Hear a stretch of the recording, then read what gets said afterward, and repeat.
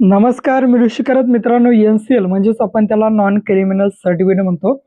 हे non criminal certificate सेतूमधून किंवा आपले सरकार सेवा केंद्रामधून कशाप्रकारे काढलं जातं याची ए टू झेड लाईव्ह प्रोसेस आपण या व्हिडिओच्या माध्यमातून बघणार आहे. मित्रांनो, हे नॉन क्रिमिनल सर्टिफिकेट तुम्ही डायरेक्टली काढू शकत नाही. यासाठी तुमच्याकडे अगोदर तहसीलदारचा 3 वर्षाचा नॉन क्रिमिनल सर्टिफिकेटसाठी लागणारा उत्पन्नाचा दाखला लागत असतो. आता तो कशा पद्धतीने काढायचा त्या व्हिडिओची लिंक व्हिडिओच्या डिस्क्रिप्शन बॉक्समध्ये दिली आहे. तो व्हिडिओ बघा आणि नंतरच हा एन-सी-एल म्हणजेच नॉन क्रिमिनल सर्टिफिकेट कशा पद्धतीने काढायचं याचा व्हिडिओ बघा. आता आपण या ठिकाणी समजूयात की तो व्हिडिओ तुम्ही बघितला आणि एन-सी-एल कशा पद्धतीने काढायचंय त्याचा व्हिडिओ तुम्ही बघत आहात. आता हे एन-सी-एल काढण्यासाठी काय काय डॉक्युमेंट्स लागणार आहे, त्याची प्रोसेस काय आहे, याची ए टू झेड लाईव्ह प्रोसेस आपण या व्हिडिओच्या माध्यमातून बघणार आहे. त्या अगोदर मित्रांनो, आपल्या चॅनलवर जर तुम्ही पहिल्यांदाच आला असाल तर चॅनलला सबस्क्राईब करून ठेवा. असेच नवनवीन व्हिडिओ आम्ही तुमच्यासाठी घेऊन येतो. जर तुम्हाला काही विचारायचं असलं तर व्हिडिओला कमेंट करा किंवा व्हिडिओच्या डिस्क्रिप्शन बॉक्समध्ये टेलिग्रामचा ग्रुप दिला आहे, त्यावरती तुम्ही अजूनही जॉईन झाला नसाल तर त्यावरती जॉईन व्हा. त्यावरती डायरेक्टली तुम्ही आमच्याशी बोलू शकता किंवा तुमचे प्रश्न आम्हाला विचारू शकता. नक्कीच आमची टीम तुम्हाला त्वरित प्रतिसाद देईल. चला तर या ठिकाणी व्हिडिओला सुरुवात करूया. मित्रांनो, हे एन-सी-एल तुम्ही स्वतः घरबसल्या काढायचे नाही.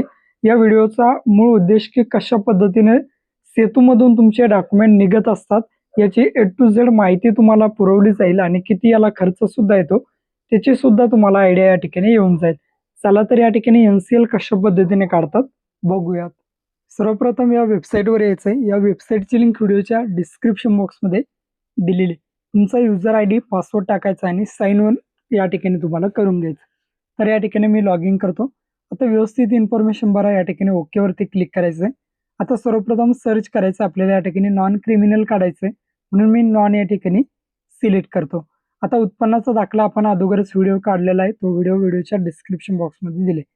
या ठिकाणी नॉन क्रिमिनल सर्टिफिकेट निवडायचं आहे आणि कंटिन्यूवरती क्लिक करायचं. ॲप्लिकंट डिटेलमध्ये तुमच्या वडिलांची सर्व माहिती भरायची. संबोधन निवडा. वडिलांचं इंग्लिशमध्ये नाव व्यवस्थित टाकायचं आहे, नंतर मराठीमध्ये टाकायचं.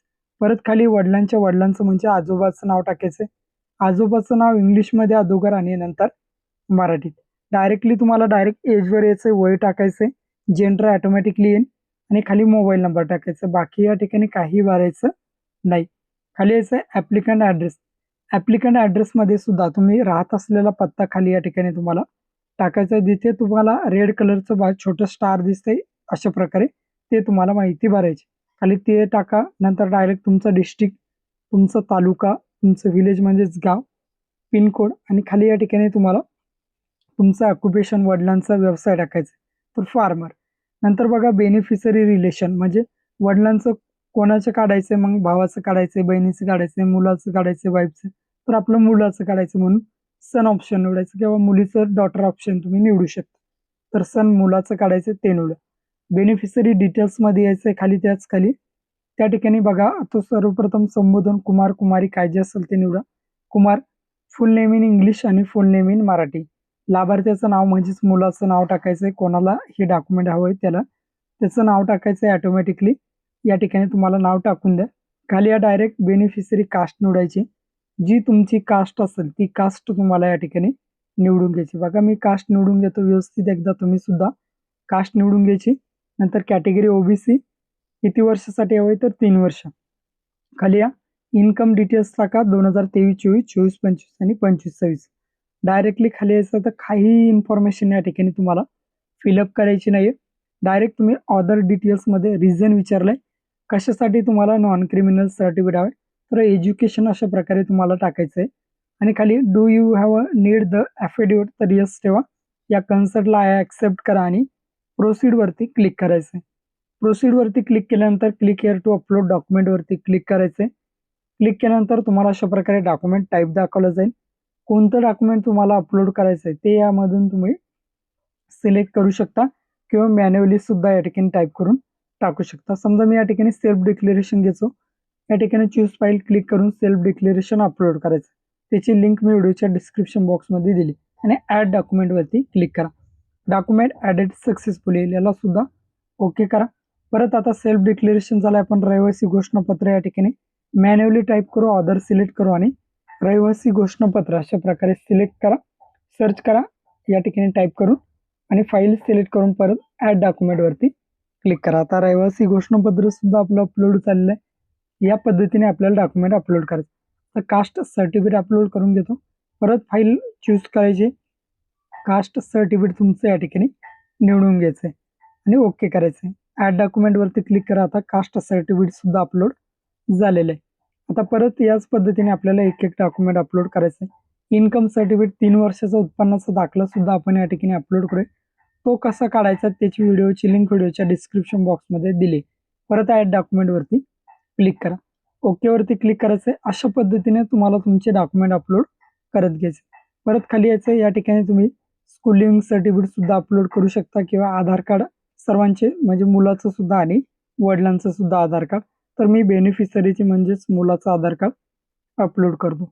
त्याच पद्धतीने या ठिकाणी फादर्स म्हणजे वडिलाचं आधार कार्ड सुद्धा अपलोड करून घ्या. या पद्धतीने आपले एक डॉक्युमेंट सर्व अपलोड करायचे आहेत. या पद्धतीने स्कूलिंग सर्टिफिकेट सुद्धा या ठिकाणी आपलं अपलोड झालेलं आहे.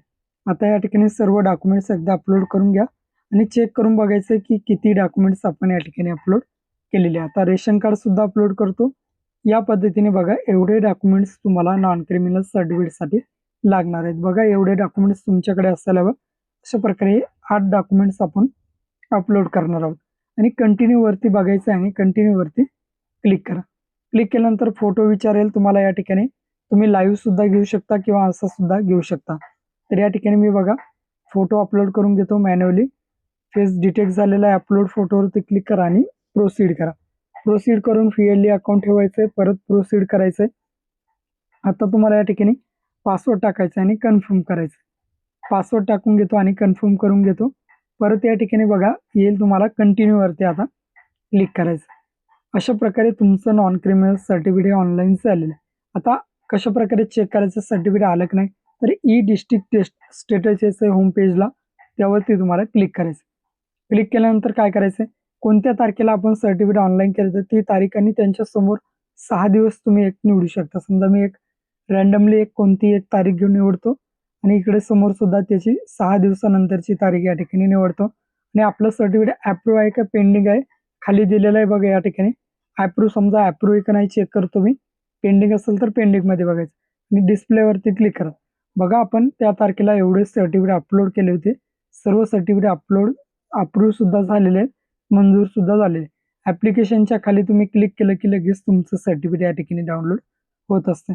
या पद्धतीने तुम्ही तुमचे डॉक्युमेंट्स याद्वारे महाऑनलाईन किंवा सेतूच्या आयडीवरून काढू शकता. तुम्हाला एक आयडिया येऊन जाईल की कशा प्रकारे यामधून डॉक्युमेंट निघत असतात. भेटूया अशाच नवीन व्हिडिओत नवीन माहितीसह. जय हिंद, जय महाराष्ट्र.